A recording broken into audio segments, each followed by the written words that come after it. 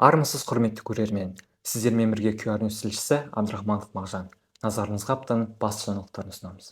Ресейге қарсы санкциялар Қазақстанға қалай әсер етеді? Қазақстан ақш пен Еуроодақтың Ресей, Қытай және де басқа да елдерге салған санкциясын қолдамайды. Бірақ еліміздің экономикасына тиімді болғандықтан оларды сақтауға мәжбүр. Бұл туралы премьер-министрдің орынбасары Серік Жұманғарин мәлімдеді. Ол көптеген логистика және сауда тізбегі үзілгендіктен бұл санкциялар Қазақстанға қатты әсер ететінін атап өтті.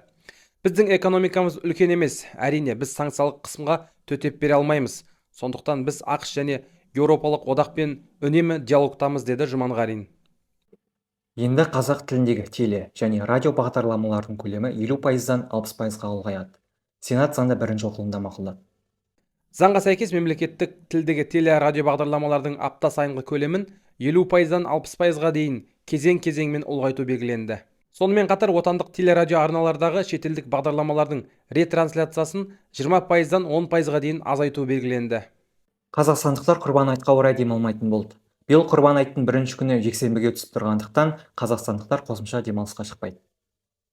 Қазақстан мұсылмандары діни басқармасы биыл қасиетті мейрамның бірінші күні 16 маусымға түсіп тұрғанын хабарлады.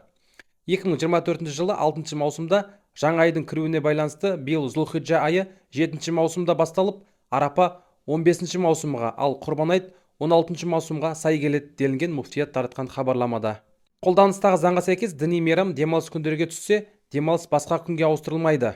Ал бұған дейін Қазақстан мұсылмандары діни басқармасы діни мерекелер кестесін жариялаған кезде Құрбан айттың бірінші күні 17 маусым дүйсенбіге түсетінін хабарлаған. Бірыңғай уақыт белдеуіне қарсы петицияға 50 мың адам қол қойды. Қазақстандықтардың уақытты кері қайтару талабымен жариялаған петициясы тиісті қол жинады. Бұдан соң Сауда және интеграция министрлігі петицияны қарастыруға қабылдап алғанын, бұл процеске 40 күн кететінін мәлімдеді. Еліміз 1 наурыздан бастап бірыңғай уақыт белдеуіне көшкен. 19 қаңтарда үкімет Қазақстанның барлық аумағында жаңа уақыт белдеуін енгізу туралы қаулы бекітті. Үкімет бұл шешім өңірлер арасындағы уақыт кедергісі жойылып, көлік коммуникациясы жақсаруын, бизнес пен мемлекеттік органдар өзара шұғыл іс-қимыл жақсаруына оң әсер етеді деп түсіндірген.